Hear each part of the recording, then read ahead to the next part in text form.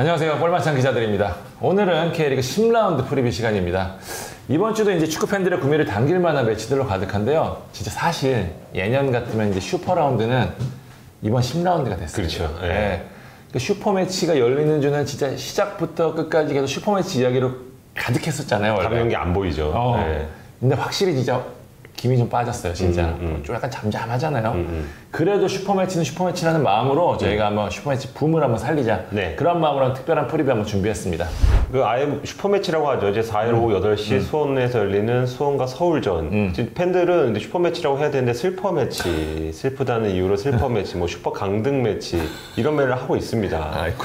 이 상황을 보시죠. 서울이 승점 9점으로 9위, 수원이 승점 8점으로 10위에 머물러 있습니다. 맞아요. 그 말이 틀리지가 않아요, 결코. 이 경기도 지면 강등권으로 떨어질 수 있는 맞아요. 그런 네. 상황에 직면해 있습니다. 그나마 관중이라도 있으면 뭔가 그랑블루, 수호신, 뭐 서포팅 대결 이런 거를 볼 수 있는데 이제는 온전히 게임에만 집중해야 하니까 조금 슬퍼지는 것 같기도 합니다. 진짜 슬퍼질 수도 있어요. 만약에 진짜 재미없는 게임이 되면은 네. 와 이제 슈퍼매치는 진짜 사망했다 이런 소리가 나올 수도 있단 말이에요, 진짜. 그러니까 좀 더 재밌는 경기가 펼쳐졌으면 하는 마음으로 저희가 네. 첫 번째 슈퍼매치부터 한번 프리뷰 시작하는데요. 네. 천천히 나와서 보겠습니다. 일단 수원은 만기자 담당이니까 할 말이 많을 것 같은데 네. 최근 1승 1무 3패예요. 뭐가 문제인지 경기력적으로만 외부까지 얘기하면 되게 시간이 길어져. 부족해요. 예, 일단 경기력만. 일단 현장에서 느낀 건 첫째도 체력, 둘째도 체력입니다. 그러니까요. 예, 수원 경기를 보면 이모 감독도 예전에 지적을 한번 했었잖아요. 후반만 되면 선수들이 뭐 쥐난 선수도 나오고 체력이 뚝 떨어진다. 첫 경기 ACL 경기부터 그랬어요. 그러니까요. 그러니까 울산, 광주, 대구, 상주전을 돌아보십시오. 후반에 무너졌습니다. 그러네요. 특히 상주전도 후반 42분에 실점을 하면서 패배를 했었고 뭐 이를 두고 동계훈련이 미흡했다. 뭐 너무 수비 훈련만 하다 체력 훈련을 좀 경시했다 이런 얘기도 있지만 온전히 코치진만 저격을 할 수는 없어요. 90분을 온전히 뛸 수 있는 그 체력을 유지하는 건 선수 기본입니다. 그거는. 그렇지. 예, 그거는 뭐 감독이 야 체력 훈련 하지만 그래도 본인이 해야 되는 거예요. 90분, 100분, 120분은 뛸 수 있는 체력이 있어야 되는데 수원 선수들 중에 다수가 그런 모습을 못 보여줘서 후반에 집중력 문제로 이제 수원이 잡을 경기도 못 잡는 그런 패턴이 나오고 있습니다. 물론 이임생 감독 책임에서 자유로울 수 없죠. 그러니까 지난 시즌에도 굉장히 안 좋았잖아요. 높았고 축구를 할 때보다 지금 9경기 기준 승점이 더 적어요, 1점이. 그러네요. 예. 예, 상황이 더 안 좋아요. 뭐 3백과 투톱을 중심으로 뭘 하려는 건지는 알겠는데 그게 잘 안 되니까 그건 이제 감독의 책임이라고 볼 수 있고 일단 수원 어떤 전술을 쓰더라도 가장 중요한 게 2선이랑 3선이잖아요. 근데 수원은 이 2, 3선이 약해요. 그러니까 허리진 자체가 약해요. 예, 공 좀 찬 선수들이 있는 것 같은데 이 선수들이 뭘 해야 될지 우왕좌왕이에요. 예, 그리고 처음 선발을 맞춘 것도 아니고 이제 10라운드인데도 아직까지 조직력이 안 갖춰졌다는 게 수원의 가장 큰 문제인 것 같습니다. 서울은 이제 지난 경기에서 인천을 꺾고 5연패에서 탈출했죠. 네. 분위기 면에서는 아마 조금 나아졌을 네. 것 같습니다. 조금. 제가 그라운드에서도 계속 강조했지만 오스마르 공백 컸거든요. 최용수 축구에서 이 오스마르가 차지하는 비중, 이 상상을 초월하는데요. 사실 이제 최용수 감독식 3백은 이제 공격보다 수비에서 얼마나 안정감을 주느냐 이게 포인트인데 네. 무게 중심을 뒤에다 두고 공격으로 나갈 때 측면으로 얼마나 빨리 속도감 있게 주느냐가 포인트인데 이 템포를 오스마르가 조절한단 말이에요. 그러니까 수비시 커버도 하고 그런데 그런 오스마르가 빠졌으니까 당연히 팀이 제대로 돌 리가 없었고요. 오스마르의 가사로 이제 서울 특유의 끈적한 축구가 이제 부활했다는 점 아마 서울 입장에서는 굉장히 고무적인 부분일 텐데요. 물론 이게 인천이 무고사도 없었죠. 그리고 팀이 완전 엉망이었단 말이에요. 네. 때문에 서울이 완전히 그 경기 승리로 올라왔다고 보기는 어려울 것 같고요. 실제 경기력도 썩 좋지는 않았어요. 네, 때문에 그랬었죠. 뭐 양 팀이 뭐 분위기에서 완전히 차이가 있다라고 보기 좀 어려울 것 같아요. 결국에는 이건 것 같아요. 공격. 그렇죠.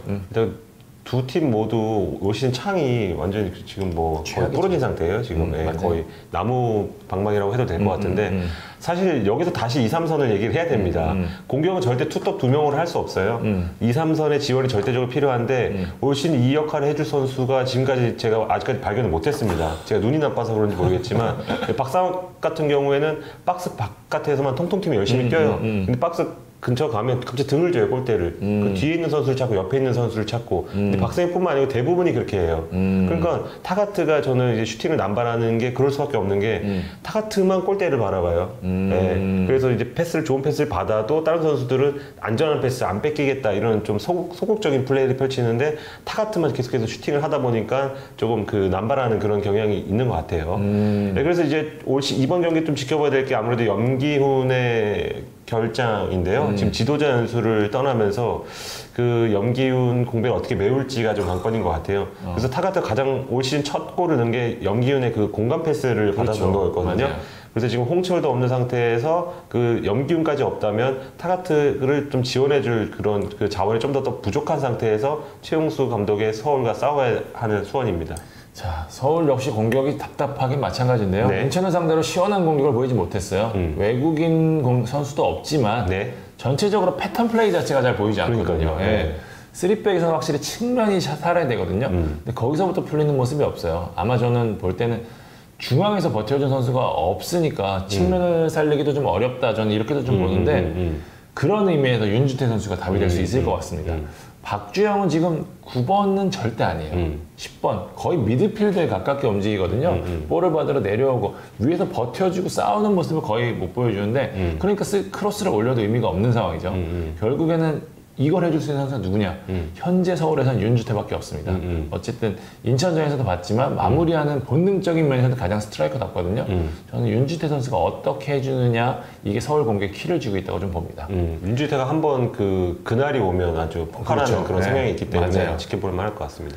자, 키플레이어 한번 볼까요? 네. 저 먼저 하겠습니다. 네. 저는 황현수 고용환 오, 뽑고 싶어요. 물론 염기훈 선수 빠지긴 하지만 기본적으로 수원 공격이 김민우를 중심으로 한 네. 왼쪽에서 출발을 하거든요. 여기만 잡아준다면 사실 서울 입장에서는 수원의 다른 공격은 크게 무섭지 않고 공격 쪽에 좀 더 집중할 수 있거든요. 근데 고현 선수, 황현수 선수 잘하는 날과 그렇지 않은 날의 차이가 좀 큰 편이에요. 그렇기 때문에 이 두 선수가 얼마만큼 수원의 왼쪽 공격을 컨비네이션으로 잘 버텨주는지 이 부분이 아마 저는 이번 경기 키를 쥐고 있을 것 같습니다. 저는 이제 키플레이보다는 키 포인트를 잡자면 이 오른발이라고 꼽고 싶습니다. 네. 일단은 그 좌파 라인은 지금 무너졌죠. 네. 염기훈과 홍철이 지금 결장하면서 김민우 정도만이 지금 왼발 순서도 남았는데 그 나머지 뭐 타가트라던가 고승범, 김건희와 같은 오른발잡이들이 해결을 해줘야 돼요. 그러네, 오른발잡이들. 네, 특히 저는 고승범 선수를 기대를 하는 게 이제 김두현 선수도 이제 슈퍼매치 경험이 많고 김두현한테 지금 과외를 받고 있잖아요. 그러면서 멋진 중거리 슛도 한 번 넣었고 프리킥도 한 번 넣었어요. 그래서 답답한 상황에서 고승범의 중거리가 터지면 의외로 쉽게 풀릴 수 있다고 생각을 합니다. 예측 가보겠습니다. 아, 저는 수원 경기 당분간 무승부를 고를 하겠습니다. 지난 3주전에도 무승부 픽을 했는데 후반 42분 실점전까지는 무승부 기운이 있었거든요. 임생 축구가 지향한 스코어는 1대0 내지는 0대0이라고 보고 있어요. 그래서 이번에도 무승부 나올 것 같습니다. 저는 서울 가겠습니다. 서울. 서울이 슈퍼매치 최근에 강했습니다. 네. 슈퍼매치로 이어지는 흐름이 묘하게도 슈퍼매치는 잘 안 바뀌더라고요. 한 번 흐름이 간 쪽은 쭉 가는 경향이 있어요. 네. 게다가 이 분위기도 그렇고 네. 서울이 경기력이라도 수원보다는 조금 낫다. 네, 그런 측면에서 저는 서울 쪽 가고 싶습니다. 그러니까 한 관계자가 말하기를 저 서울과 인천전도 단두대 매치라고 했잖아요. 근데 이거야말로 진짜 단두대 매치가 될 수 그러니까요. 있다. 네. 예, 감독의 어떤 거취에도 영향이 있을 수 있다고 맞아요. 전망하는 전문가들도 있습니다. 자, 그런 네. 의미에서 재밌는 슈퍼매치 될 것이라고 한번 예상해 보겠습니다. 네. 자, K리그 이모저모를 다룬 볼만찬 통신입니다. 저희가 사실 K리그 전문 방송 지향하면서 이제 연맹이나 각 구단들로부터 여러 소식을 전해달라는 민원 받고 있거든요. 이번 주 K리그 안팎에서 펼쳐진 여러 이야기 모아봤습니다. 다시 말하지만 광고는 아니고 K리그 홍보라고 이해하시면 될 것 같습니다. 자, 이번 주 연맹 주간 브리핑 시간에서는요, 최근 팬들로부터 호평받고 있는 이 뉴미디어에 대해 언급을 했습니다. 연맹은 이제 달라진 스포츠 미디어 환경에 적극적으로 대응하고 있는데요. 젊은 고객들의 욕구를 충족시키기 위해서 이 유튜브 채널에 다양하고 알찬 컨텐츠를 지속적으로 올리고 있는데요. 하이라이트, 골 영상은 물론이고요. 라운드별 이제 흥미로운 장면이나 화제의 장면을 모은 캣꿀잼, 그다음에 전술과 기술을 전문적으로 다룬 전술우술, 새벽의 축구 전문가와의 콜라보레이션, 올드 팬들의 향수를 자극하는 레전드 썰, N년 전 오늘 등 다양한 장르의 컨텐츠를 올리면서요. 최근 K리그 채널이 6개월 새에 1.8배가 급증한 82,000명의 구독자 수를 확보했다고 합니다. 여기서 한번 부러움을 한번 표시하고 우리도 싶네요. 언젠가 한번 8만이라니. 네. 일단 안산 그리너스는 1일 김복식 신임 단장을 선임을 했습니다. 감독이 김길식인데, 그죠? 네네, 이름이 비슷한 분을 선임을 했는데 안산시 체육회 상임 부회장 등을 거치며 스포츠계와 지역사회에 정통하다는 그런 평가를 받고 있습니다. 네. 이 김 단장은 이 축구가 안산 시민들의 문화로 자리 잡을 수 있도록 시민에 먼저 다가가는 구단이 되도록 노력하겠다, 이렇게 일성을 밝혔네요. 네, 부천은 이제 문화재단 재단 주관의 이 부천 마을 미디어와 협업을 통해서요. 홈 경기를 구성하는 이제 숨은 조력자, 히든 히어로라는 주제로 10개의 영상 시리즈를 제작한다고 합니다. 부천 FC 이제 1995 유소년 선수단, 홈 경기 경호 운영, 의무 트레이너 등 홈 경기를 구성하고 선수단을 돕는 여러 역할을 영상에 담아서요. 부천시민 미디어 센터와 그다음에 BFC 미디어 소셜 플랫폼을 통해서 팬들과 이제 부천 FC의 콘텐츠를 알릴 예정입니다. 영어가 많아서 읽기가 너무 힘들어요. 네. 남은 5경기 프리뷰 빠르게 가보겠습니다. 네, 4일에 열리는 울산과 인천전 창 기자가 프리뷰해 주시죠. 울산 역시 지난 전북전 휴식증 어떻게 털어내느냐가 관건이에요. 사실 울산이 이제 급할가로 잃은 게 너무 많아요. 단순한 1패였음에도 불구하고 울산 안 돼.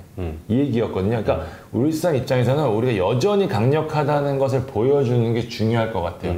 이번 경기 승리는 그냥 승리가 아니라 압승이 필요한 경기. 그래야 다시 우승 경쟁에 빠르게 균형을 맞출 수 있는 상황이거든요. 그렇죠. 홍철은 쉽지 않을 것 같고 이청용은 이제 다시 선발로 갈 가능성이 높아 보이고요. 네. 인천이 진짜 큰일 났잖아요. 이만석 감독 사퇴 후 첫 경기인데 FA컵에서 이제 1.5군 나가는데 2군 수원FC한테 졌어요. 그러니까요.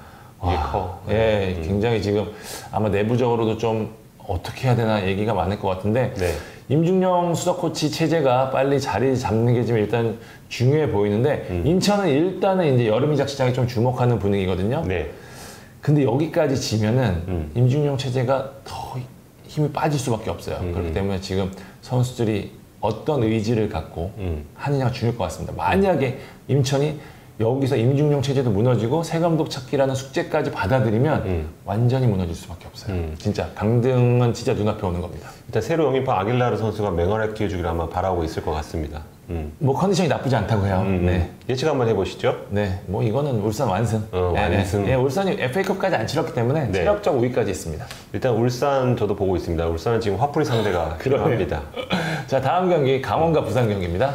일단 강원은 3연패 그리고 부산은 3연속 무패 중입니다. 분위기는 부산이 확실히 더 나은데요. 그렇죠. 네. 일단 홈플로가 터져야지 부산이 살아나는데 0점 조준이 이제야 좀 끝난 것 같아요. 예, 지난 그 김영광 골키퍼를 뚫는 그런 중거리 슛 굉장히 날카로웠잖아요. 그런 왼발을 지금 갖추게 됐고 김문환, 이동준으로 이어지는 오른쪽 라인도 슬슬 달아오르는 맞아요. 여기가 좀 살아나는 분위기입니다. 네, 그러면서 이제 경기력 자체는 결국 순위에 맞지 않는 그런 경기력, 중위권 정도의 경기력을 보여줬다고 볼 수 있고 강원 이 김문환과 이동준의 오른쪽 라인이 강원의 왼쪽 수비를 충분히 공략할 수도 있을 것 같다. 여기가 좀 강원이 약점이잖아요. 그렇죠. 이제 김수범 선수도 영입하면서 좀 보완을 하려고 하지만 이 왼쪽 수비가 무너지면서 지금 최근 3경기에서 뭐 2골 이상씩 계속 실점하고 있거든요. 그래서 여기가 포인트가 될 것 같긴 한데 다만 이제 부산 같은 경우에는 이제 장거리 원정을 떠나야 하고 그리고 경기력 그 팀 개개인의 실력을 봤을 때는 강원이 결코 밀릴 것 같은 느낌은 안 들어요. 그리고 강원이 최근 3연패 했지만 상대를 보면 울산, 포항, 대구였습니다. 강했죠. 예, 나름대로 죽음의 3연전을 지금 그 제대로 못 벗어났지만 일단 고무열이 5경기 연속골 터뜨리면서 완벽하게 돌아왔고 그리고 홈 경기고 그리고 강원도 포항처럼 약간 해볼 만한 상대를 상대로는 좀 경기력적인 우위를 점하는 팀이다 보니까 강원도 충분히 해볼 만하다고 생각할 것 같습니다. 승부 예측 가보죠. 강원 승을 보고 있습니다. 네. 예, 부산은 주중 FA컵에서 로테이션을 가동을 해서 이제 체력적으로 괜찮지만 강원 원정에서는 홈만큼의 경기력이 나올 것 같지 않습니다. 저는 무승부. 무승부. 지금 강원이 고전하고 FA컵에서 대단히 고전했습니다. 네. 겨우 역전승했고요. 지금 부산은 쉽게 무너지지 않는 팀이기 때문에 네. 저는 뭐 무승부 정도가 좀 합리적인 예상인 것 같아요. 일단 강원 같은 경우에는 한 가지 덧붙이자면 이제 부산이 최근 골이 PK가 많아요. 지금 8경 아마 올 시즌 8골 중에 4골이 아마 PK일 겁니다. 그 점도 아마 서로 그 유념해서 봐야 될 부분인 것 같습니다. 자, 이어서 네. 상주와 전북전. 네. 일단 현재 기세 경기력으로 전북에 타격을 입힐 수 있는 팀은 울산을 제외할 때 대구와 상주 정도로 꼽힙니다. 맞아요. 네. 상주 무섭죠. 무서워요. 예, 주중 FA컵에서 신병만으로 울산 시민 잡았는데요. 신병이 뭐 박동진, 허영준, 심상민, 김용환 뭐 이런 선수들이 나타납니다. 지금 K리그에서 중위권 팀들이 모두 다 영입하고 싶은 그런 맞아요. 선수들이 신병이고 이 선수들이 슬슬 경기를 끌어올리고 있어요. 그래서 이제 주말 전북전부터는 로테이션을 가동해도 될 정도의 그런 스쿼드를 갖췄습니다. 근데 다만 상주가 지금까지는 잘 상대를 했지만 다른 팀들을 전북은 지금까지 만난 팀 중에 최고의 레벨이에요. 거의 끝판왕이다 보니까 아마 지금까지 나왔던 경기력이 나오긴 조금 힘들 수도 있다. 게다가 전북은 지난 울산전 잡으면서 분위기가 완전 지금 올라가고 있잖아요. 그리고 최소 실점 1위, 뭐 유효슛 1위 여기서 보시다시피 경기력 자체가 좀 좋아요. 와, 점점. 유효슛도 1위에요? 네, 유효슛도 1위에요. 근데 그거에 비해서 골을 많이 못 넣는 건 하지만 이제 공격 집중력, 수비 집중력이 좋은 상태예요. 네, 그래서 저도 이제 중간에는 전북 경기력이 안 좋다고 얘기했지만 사실 어떻게 보면 경기력이 좋은 것 같아요, 이게. 네. 지지 않는 흐름, 그리고 연승을 하는 흐름을 가져올 수 있는 팀이 전북입니다. 그래서 상주의 강점이 왼쪽 측면이잖아요. 네. 강상우 선수가 지금 폼이 굉장히 좋은데 전북의 오른쪽은 이용과 한경원이 있습니다. 그래서 조금 전북이 측면 싸움에서도 좀 우위를 점할 수 있는 그런 경기를 보고 있습니다. 승부 예측 가볼까요? 전북이 잡겠죠. 상주 상대로 강했어요. 최근 3연승 중이고 최근 5경기에서 모두 2골 이상씩 넣었습니다. 상주 잡는 법, 군인 잡는 법을 알고 있습니다. 저도 전북승. 전북? 상주가 아주 강한 팀은 또 못 이기더라고요. 그러니까 전북의 DNA를 보면 무난히 이길 것 같습니다. 네. 같은 시각에 탄천에서 열리는 성남과 포항전 어떻게 보시나요? 성남이 이제 연패를 끊기는 했어요. 네. 그러니까 하지만 이 두 명의 퇴장 공백이 좀 커 보였고요. 가뜩이나 이 선수층이 얇은 성남이잖아요. 최지묵의 퇴장도 크긴 했지만 이창용의 공백이 전 특히 커 보이거든요. 맞아요. 이창용 선수가 이제 중앙에서 이제 얼마만큼 잘 잡아주느냐 성남 수비의 포인트인데 이 선수가 빠지면서 저는 좀 성남 특유의 수비 축구가 좀 무너질 가능성이 높고요. 무엇보다 이제 공격이 완전히 힘을 잃었어요. 부산전도 자책골 빼놓고는 뭐 이런 할 공격 없었고요.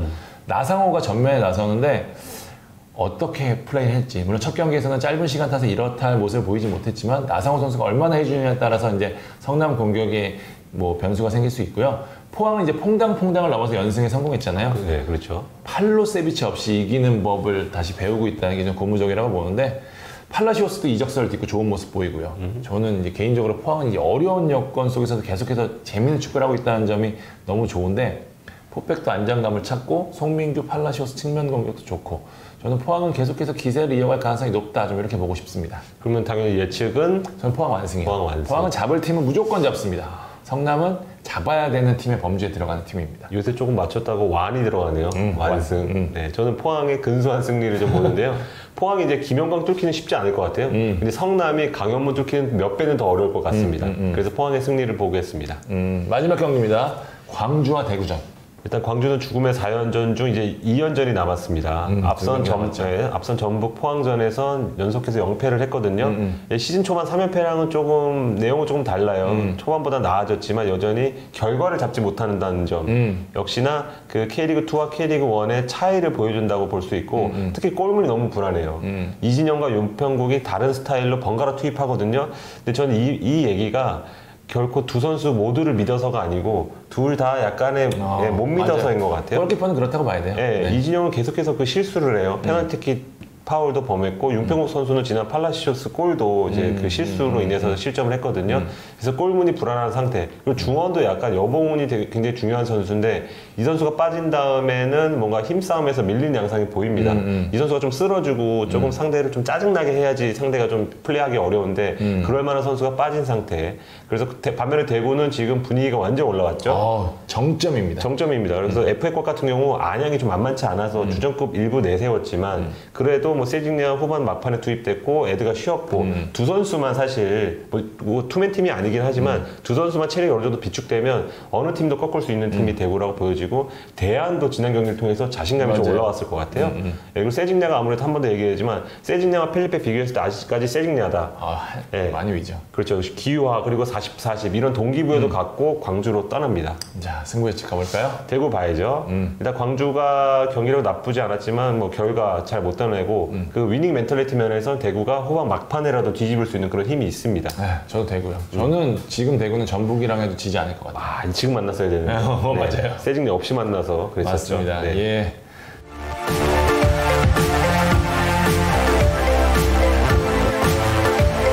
자, 숨가쁘게 10라운드 프리뷰 해봤습니다. 이번 라운드에서 어떤 재밌는 경기가 펼쳐질지 화요일 업로드되는 리뷰도 많은 기대 부탁드리겠습니다. 네, 다음 그 리뷰 때는 더 재밌는 소식으로 찾아뵙겠습니다. 네. 지금까지 볼만찬이었습니다. 감사합니다.